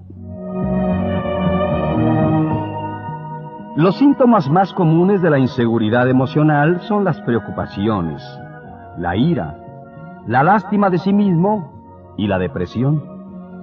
Estos síntomas nacen de causas que algunas veces parecen estar dentro de nosotros y que otras parecen venir de afuera. Para hacer un inventario en este respecto, debemos considerar cuidadosamente todas las relaciones personales que nos acarrean dificultades continuas o periódicas. Debe recordarse que esta clase de inseguridad puede asomar en cualquier terreno donde los instintos estén amenazados. El interrogatorio que tenga ese propósito puede ser algo así. Mirando el pasado y el presente, ¿Qué clase de situaciones sexuales son las que me han causado ansiedad, amargura, frustración o depresión? Valorizando cada situación con ponderación, ¿puedo darme cuenta de en qué consistía mi error? ¿Me acosaban estas perplejidades porque tenían exigencias egoístas e irrazonables? ¿O si mi perturbación era ocasionada aparentemente por la conducta de otros, por qué me faltaba la habilidad necesaria para aceptar lo que no puedo cambiar? Estas son las interrogaciones fundamentales que pueden revelarme el origen de mi malestar e indicarme si puede alterar mi propia conducta y así ajustarme serenamente a la autodisciplina. Supongamos que la inseguridad económica despierta constantemente estos sentimientos. Puedo preguntarme, ¿hasta qué punto han sido alimentadas mis corrosivas ansiedades por mis propios instintos? Y si las acciones de otras personas son parte de la causa, ¿qué puedo hacer acerca de ello? Si no puedo cambiar el presente estado de cosas, ¿estoy dispuesto a tomar las medidas necesarias para amoldar mi vida a las situaciones reales? Preguntas como esta y otras más que fácilmente pueden venir a la mente ayudarán a encontrar las causas básicas. Es por nuestras retorcidas relaciones con la familia, los amigos y la sociedad, por lo que hemos sufrido más, la mayoría de nosotros. Hemos sido especialmente tontos y tercos en este respecto. El hecho fundamental de que nos negamos en reconocer es nuestra falta de capacidad para lograr una asociación genuina con cualquiera. Nuestra egolatría cava dos pozos profundos. O insistimos en dominar a los que nos rodean, o dependemos demasiado de ellos. Si dependemos demasiado de otras gentes, tarde o temprano nos fallarán, porque también son humanos y porque no podrán al cabo satisfacer nuestras continuas exigencias. De esta manera crece nuestra inseguridad y se hace rencorosa. Cuando habitualmente tratamos de manipular a los otros, de acuerdo con nuestros deseos voluntariosos, ellos se rebelan y nos detienen enérgicamente. Entonces, se desarrolla el amor propio lastimado, el sentimiento de persecución y el sentimiento de venganza. A medida que redoblamos nuestros esfuerzos para controlarnos, pero continuamos fallando, el sufrimiento se agudiza, se hace más constante. Nunca hemos tratado de ser uno de la familia, de ser amigo entre los amigos, trabajador entre los trabajadores, un miembro útil de la sociedad. Siempre hemos pugnado por llegar a la cúspide de la montaña o por escondernos debajo de ella. Este comportamiento egocéntrico obstaculizó cualquier relación de la asociación con los que nos rodean. Teníamos poca comprensión de lo que es la genuina confraternidad. Algunos objetarán a las preguntas expuestas, porque creen que sus defectos de carácter no han sido tan notorios. A esto se les puede sugerir que un examen concienzudo puede mostrarle los propios defectos a que se refieren las preguntas. Como nuestros antecedentes superficiales no nos han parecido graves, frecuentemente nos hemos sonrojado al darnos cuenta de que nos han parecido así, sencillamente porque hemos escondido esos defectos con nuestra habilidad para justificar todos nuestros actos. Cualquiera que hayan sido los defectos, al final nos han conducido al alcoholismo y a la desgracia. Por consiguiente, el inventario debe hacerse concienzudamente. En este respecto, es conveniente anotar nuestras preguntas y respuestas. Ayudará a pensar con claridad y a hacer un avalúo honrado. Será la primera prueba correcta de nuestra buena voluntad de ir hacia adelante.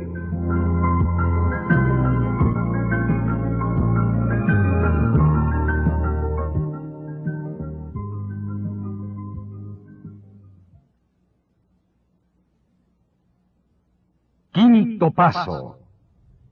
Admitimos ante Dios, ante nosotros mismos y ante otro ser humano la naturaleza exacta de nuestros defectos.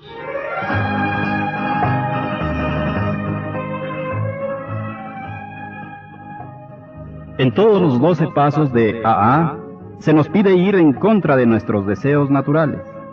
En todos nos desinflan el ego. En lo que respecta a desafiar el ego, pocos pasos son tan difíciles de practicar como el quinto, pero casi ninguno de los otros es tan necesario como este para lograr la sobriedad duradera y la tranquilidad espiritual. La experiencia de AA nos ha enseñado que no podemos vivir solos con nuestros problemas apremiantes y con los defectos de carácter que los causan o los agravan. Si hemos iluminado el curso de nuestras vidas con el fanal del cuarto paso, y hemos visto en relieve esos incidentes que a veces no recordamos, y si llegamos a comprender cuánto daño nos ha causado a nosotros y a los demás esa manera de pensar y de actuar equivocada, entonces necesitamos más urgentemente que nunca dejar de vivir solos con esos fantasmas atormentadores del ayer.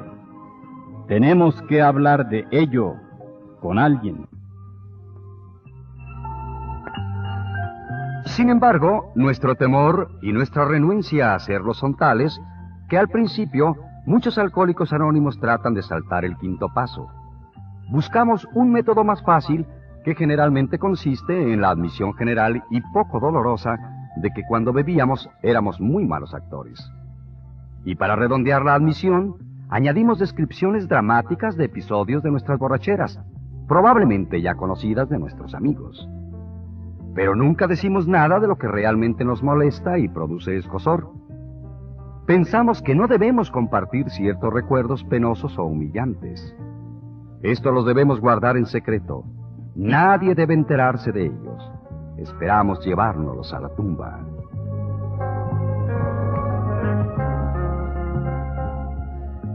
Sin embargo, si se ha de tomar en cuenta la experiencia de AA, esta no solamente resulta una actitud imprudente, sino peligrosa. De las actitudes confusas, es esta de las que más dificultades nos causa para la práctica del quinto paso. Algunos no logran ninguna sobriedad y otros recaen periódicamente hasta que pueden decir sus secretos. Hasta algunos de los veteranos de AA, que ya han estado sobrios por años, suelen pagar caro su descuido de este paso. Nos dirán cómo trataron de llevar la carga solos, cuánto sufrieron por su irritabilidad, ansiedad, remordimiento y depresión, y cómo, buscando inconscientemente alivio, acusaban a sus mejores amigos de aquellos mismos defectos de carácter que ellos trataban de ocultar. Siempre llegaban a la conclusión de que no se consigue ningún alivio confesando los pecados de otros. Todos tuvieron que confesar los propios. Este sistema de admitir nuestros defectos ante otra persona es, desde luego, muy antiguo. Se ha hecho válida cada centuria y caracteriza las vidas de todas las gentes de fondo espiritual y de las verdaderamente religiosas. Actualmente, la religión no es la única defensora de este principio redentor. Los psicólogos y los psiquiatras señalan la necesidad imperiosa que tiene todo ser humano de la percepción de su propia personalidad y del conocimiento de las fallas de ésta para poder discutirlo con una persona comprensiva y de confianza. Alcohólicos Anónimos iría más lejos en lo que se refiere a los alcohólicos.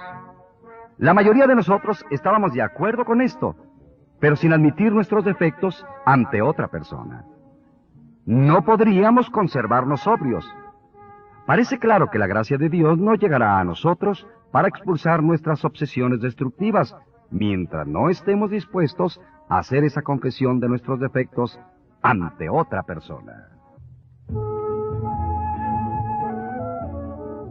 ¿Qué es lo que podemos recibir del quinto paso? Por lo pronto, librarnos de esa terrible sensación de aislamiento que siempre hemos tenido. Casi sin excepción, los alcohólicos son torturados por la soledad.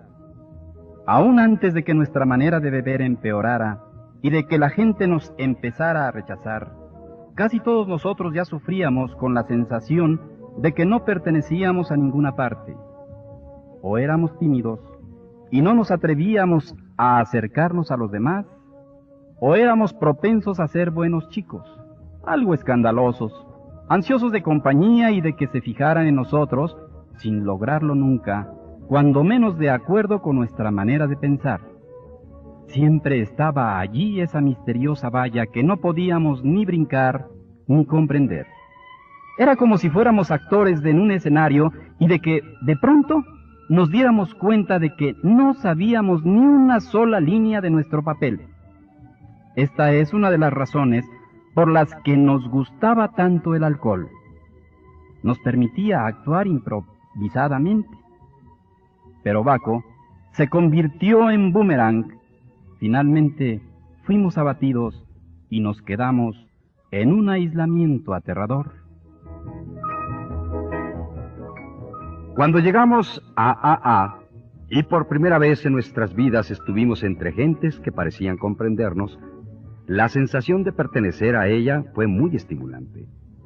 Creímos que el problema de la soledad ya estaba resuelto, pero pronto descubrimos que si ya no estábamos solos en el sentido social, aún sentíamos muchos de los viejos tormentos de exclusión. Nos sentimos que pertenecíamos a algo, hasta que no hablamos con entera sinceridad de nuestros defectos y oímos a otra persona hacer lo mismo. El quinto paso fue la respuesta. Fue el principio de un parentesco genuino con el hombre y con Dios. Este paso vital también fue el medio por el cual empezamos a sentir que se nos podría perdonar, sin importar lo que hubiéramos hecho o pensado. Frecuentemente sucedió cuando trabajábamos en este paso con nuestros padrinos o nuestros consejeros espirituales, que por primera vez nos sentimos verdaderamente capaces de perdonar a otros, sin importar la profunda convicción que teníamos de que nos habíamos hecho daño. Nuestro inventario moral nos había convencido de que era conveniente perdonarlo todo, pero solo fue hasta que abordamos resueltamente el quinto paso, cuando supimos que podríamos recibir y otorgar perdón.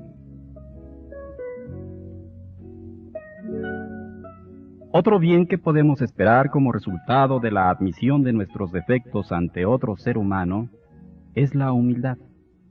Palabra frecuentemente mal interpretada.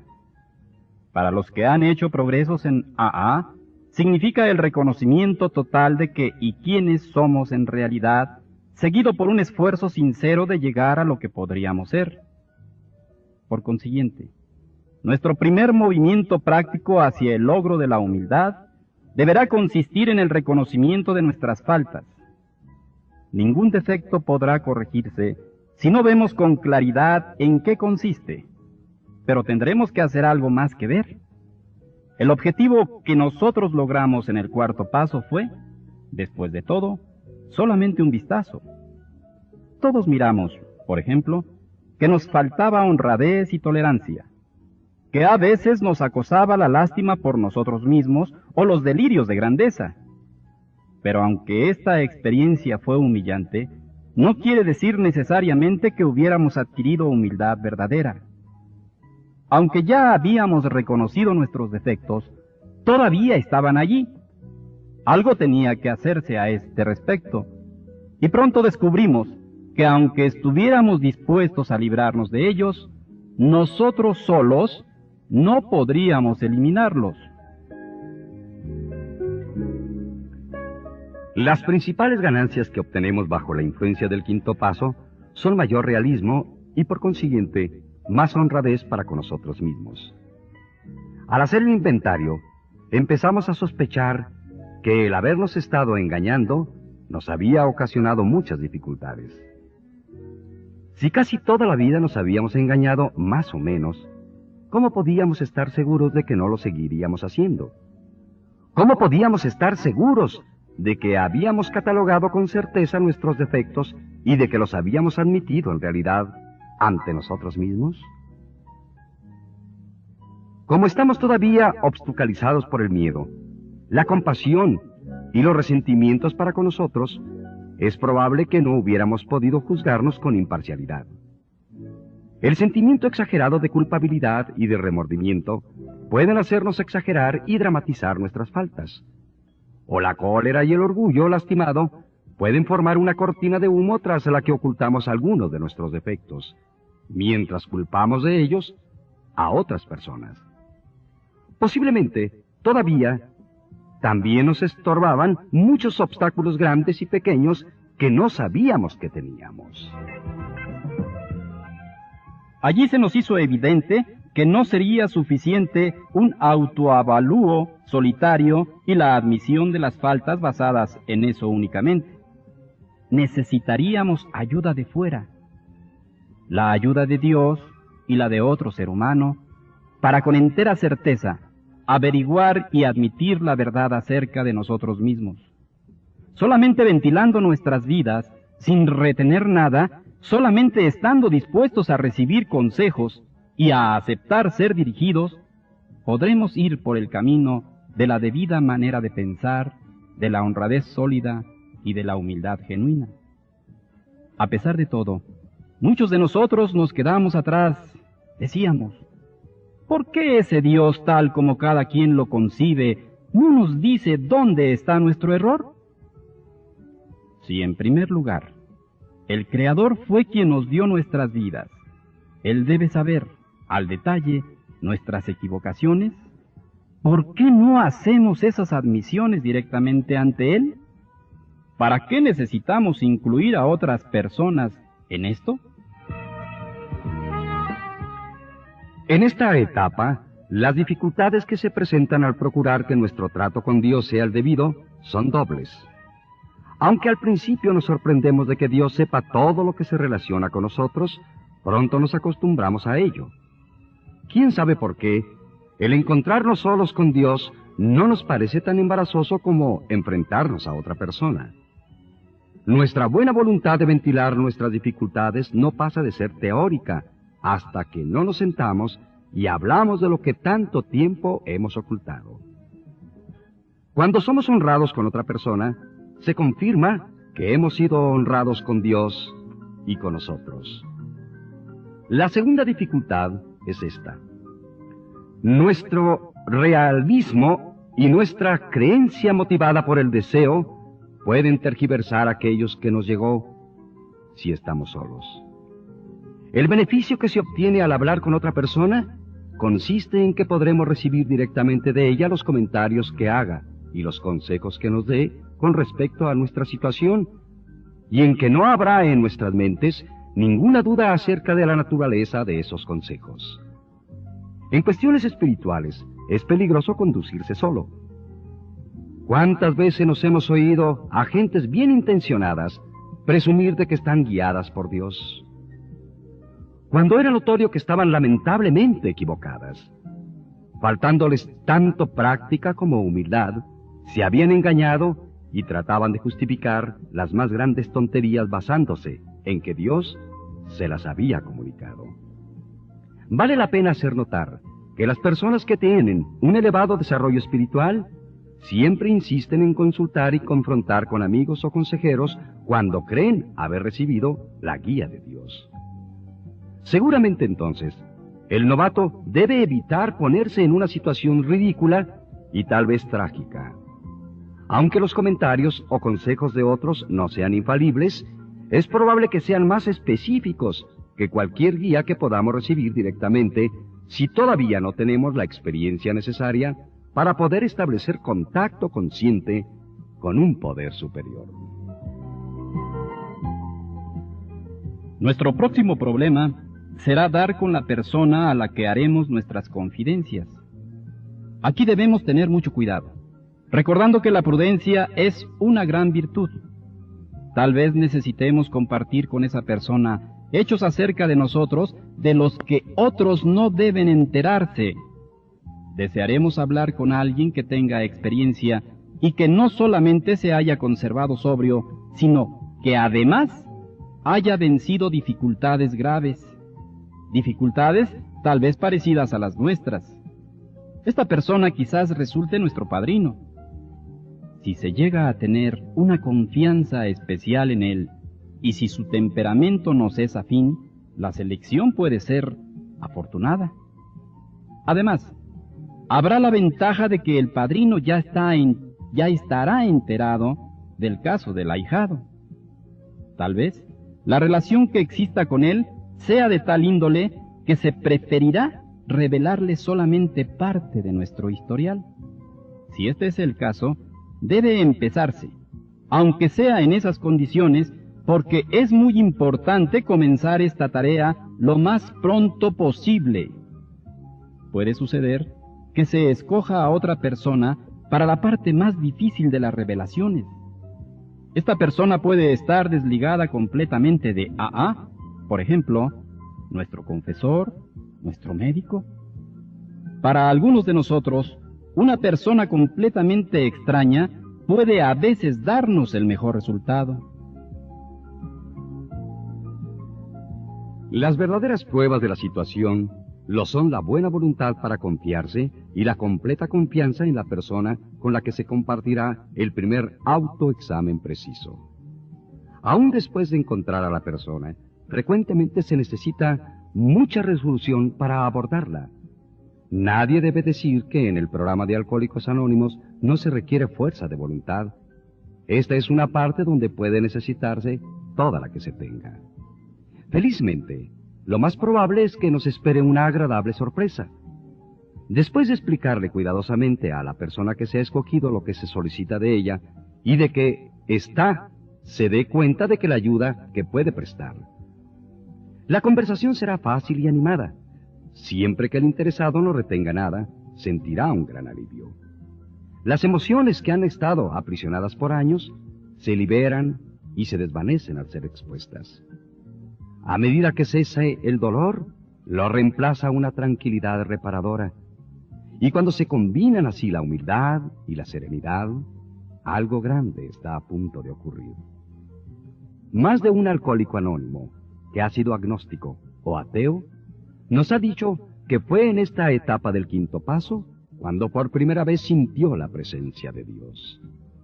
Y hasta esos que ya tenían fe, frecuentemente estuvieron conscientes de la presencia de Dios como nunca antes lo habían sentido. Este sentimiento de ser uno con Dios y con el hombre, este resurgimiento de aislamiento a través del honrado compartimiento de nuestra terrible carga de culpabilidad, nos conduce a un estado de tranquilidad en el que podemos prepararnos para dar los siguientes pasos y lograr la sobriedad plena y significativa.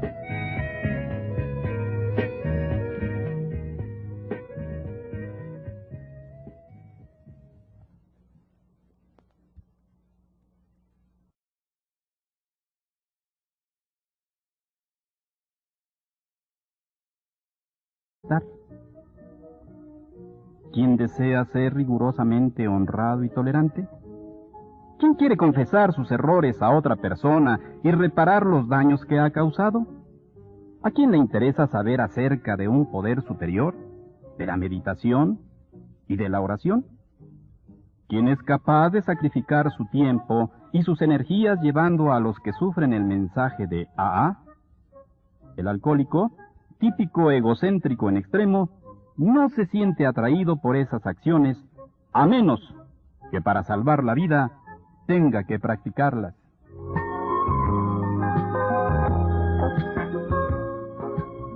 El látigo del alcoholismo nos ha obligado a ir a Alcohólicos Anónimos. Ahí descubrimos la naturaleza de nuestra situación fatal y solo entonces se han abierto nuestras mentes a la convicción porque hemos sentido lo que es la agonía. Estamos dispuestos a hacer cualquier cosa para liberarnos de esta despiadada obsesión.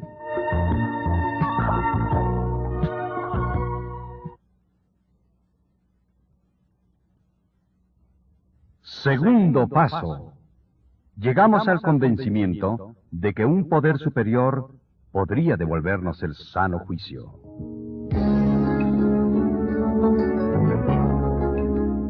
Muchos de los recién llegados, al leer el segundo paso, se enfrentan con un dilema, a veces muy complicado.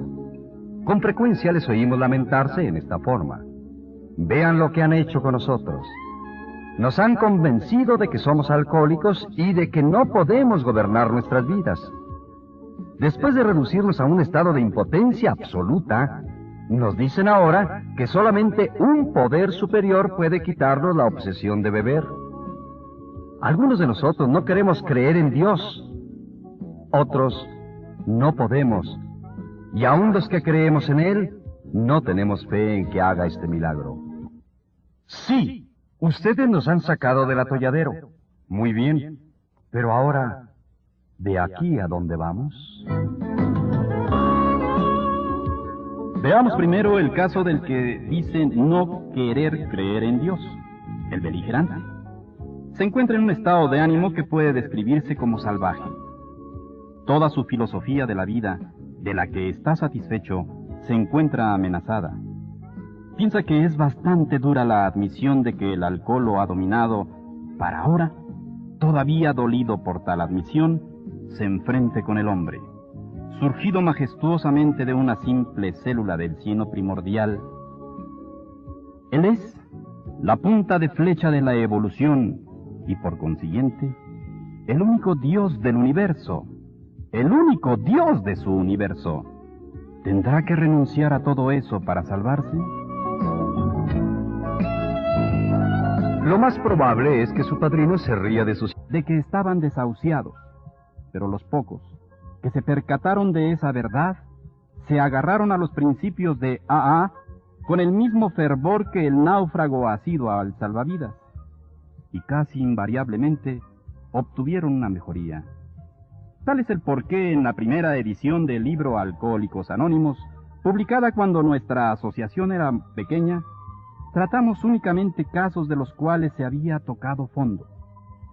Muchos alcohólicos menos desesperados intentaron seguir nuestro programa, pero sin éxito, porque no podían admitir su total incapacidad para controlar el alcohol. Es muy satisfactorio hacer constar que en los años siguientes la situación ha cambiado. Alcohólicos que todavía conservan su salud, su familia y su posición económica, comienzan a darse cuenta de su incapacidad para controlar la bebida. Al crecer esta tendencia, se sumaron otros más jóvenes, y que no han tenido que pasar por el infierno de estos últimos 10 o 15 años que nosotros hemos atravesado. En virtud de que el primer paso requiere la admisión de la ingobernabilidad de nuestras vidas, ¿cómo pudieron esta clase de personas dar ese paso?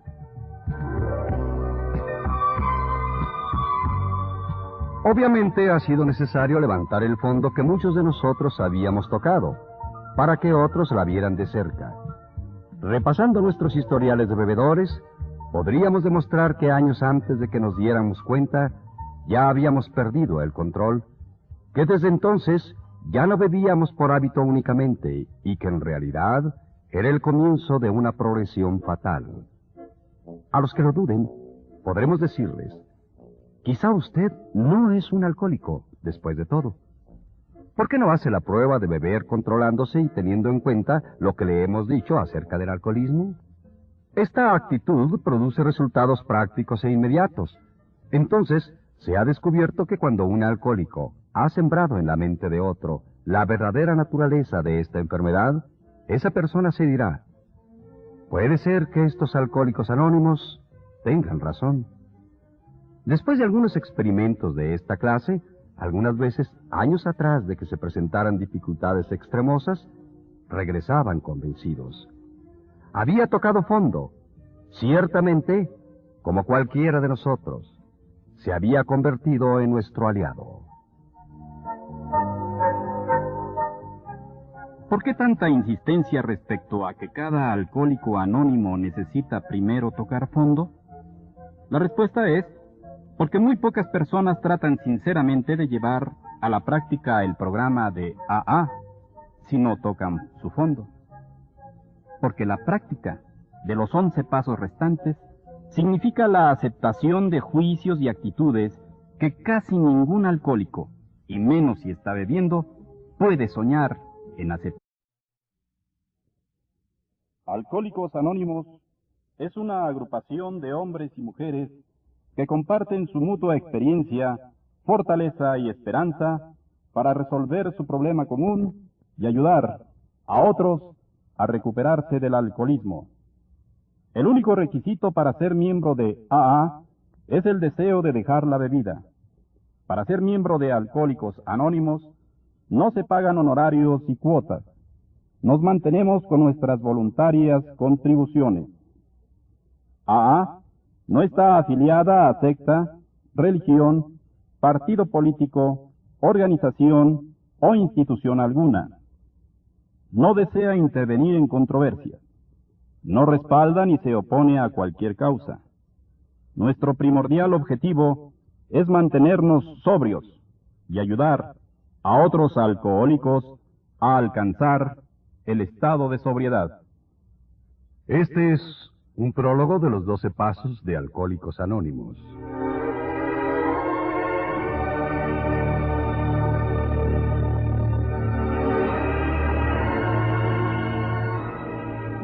Los 12 pasos de Alcohólicos Anónimos son un conjunto de principios de naturaleza espiritual que, si se practican como una forma de vida, pueden liberar al enfermo de la obsesión por beber y prepararlo para ser útil y feliz. En la actualidad, se calcula que más de 2 millones de alcohólicos se han recuperado por medio de AA. Muchas personas no alcohólicas informan que con la práctica de los 12 pasos de Alcohólicos Anónimos han sido capaces de hacer frente a otras dificultades de la vida. Creen que los 12 pasos pueden significar más que la simple abstinencia para el bebedor problema, y ven en estos pasos un camino para que muchos vivan feliz y eficazmente, sean o no alcohólicos. Alcohólicos Anónimos empezó en 1935 en Akron, Ohio, como consecuencia de una reunión entre un bien conocido cirujano y un corredor de bolsas de Nueva York. Ambos eran casos graves de alcoholismo y estaban destinados a convertirse en los cofundadores de Alcohólicos Anónimos. Los principios básicos de Alcohólicos Anónimos, tal como hoy se conocen, fueron tomados principalmente de los campos de la religión y de la medicina, aunque algunas ideas de las cuales dependió finalmente el éxito fueron el resultado de tomar nota del comportamiento y las necesidades de la misma fraternidad.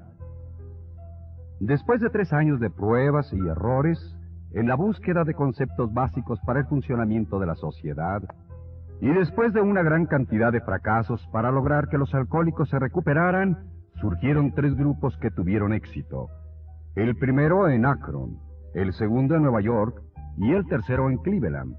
Inclusive entonces fue difícil encontrar 40 alcohólicos con una recuperación segura en el conjunto de los 3 grupos.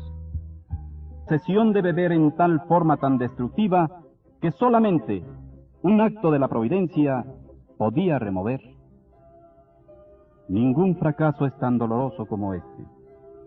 El alcohol se ha convertido en un salteador rapaz que nos despoja de las facultades de la voluntad para resistir a sus demandas. Cuando aceptamos este simple hecho, nuestra derrota es completa. Pero al ingresar a Alcohólicos Anónimos, cambia muy pronto el punto de vista respecto a esa humillación. Nos damos cuenta de que únicamente admitiéndola seremos capaces de dar los primeros pasos hacia nuestro fortalecimiento y liberación. La aceptación de nuestra impotencia se convierte finalmente en el firme cimiento sobre el cual podemos edificar una vida útil y feliz. Es muy poco el provecho que puede obtener el alcohólico que ingresa a AA si no se da cuenta, desde luego, de su devastadora debilidad y consecuencias. Hasta que no la reconozca humildemente. Su sobriedad, si acaso logra alguna, será muy precaria y no encontrará una felicidad verdadera. Una larga experiencia comprueba, sin lugar a duda, que esta es una de las verdades de Alcohólicos Anónimos. Este es el principio de que no encontraremos firmeza duradera para vivir sobrios hasta que no admitamos la completa derrota. Es uno de los fundamentos sobre los que ha crecido y florecido nuestra asociación. Muchos de nosotros nos rebelamos cuando nos desafiaron a admitir la derrota. Nos acercamos a Alcohólicos Anónimos esperando que se nos enseñara a tener confianza en nosotros. Y nos dijeron que en lo que al alcohol respecta, la confianza en sí mismo no sirve para nada. De hecho, es un verdadero riesgo. Nuestros padrinos nos dijeron que éramos víctimas de una obsesión mental tan sutilmente intensa que ningún poder humano podría destruirla. Nos dijeron que con la sola voluntad y sin ninguna ayuda era imposible vencer esa compulsión. Profundizando implacablemente sobre el problema, nos indicaron nuestra creciente susceptibilidad al alcohol, la llaman alergia. El alcohol, convertido en tirano, esgrimió una espada de 2 filos contra nosotros. Primero, nos hizo víctimas de una urgencia irracional que nos condenó a seguir bebiendo, y segundo, una alergia orgánica que a la postre nos destruiría. Pocos han sido, sin duda, los que en tales asaltos han logrado el triunfo en un combate mano a mano. Es un hecho demostrado por las estadísticas que casi nunca puede un alcohólico salvarse por sus propios recursos. Y esto ha sido cierto, sin duda, desde que el hombre empezó a vivir vino. En los primeros tiempos de Alcohólicos Anónimos, únicamente los casos más desesperados pudieron aceptar esta amarga verdad. Aún, esos desesperados tenían frecuentemente dificultades para darse cuenta cabal.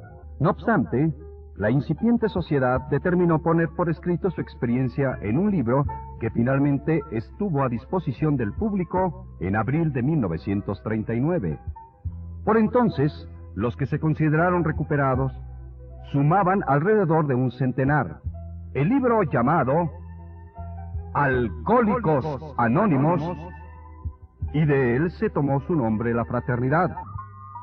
En él fue descrito el alcoholismo desde el punto de vista alcohólico. Los principios espirituales se estructuraron por primera vez en los 12 pasos que se hicieron claramente aplicables al dilema del alcohólico. El resto del libro estuvo dedicado a 30 historias en que los alcohólicos describieron sus experiencias de bebedores y sus recuperaciones. Esto estableció una identificación con los lectores alcohólicos y les probó que lo virtualmente imposible había llegado a ser realizable. El libro Alcohólicos Anónimos se convirtió en el texto básico de la fraternidad y lo es todavía. El presente volumen se propone ampliar y profundizar la comprensión de los 12 pasos tal como fueron escritos en el texto original.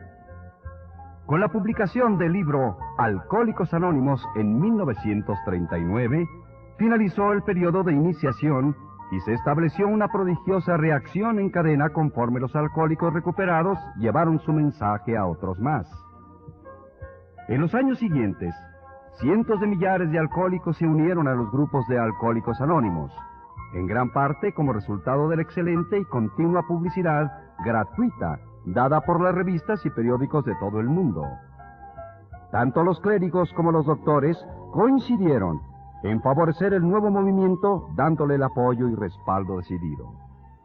Esta asombrosa expansión ocasionó muy serios dolores de crecimiento. Se había probado que los alcohólicos podían recuperarse, pero de ninguna manera estaba asegurado que ese gran número de personas, todavía erráticas, pudieran vivir y trabajar juntos con armonía y buenos resultados.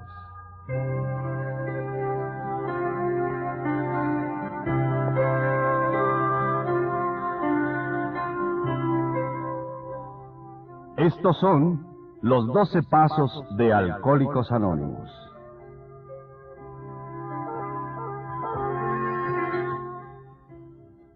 Primer paso. Admitimos que éramos impotentes ante el alcohol, que nuestras vidas se habían vuelto ingobernables.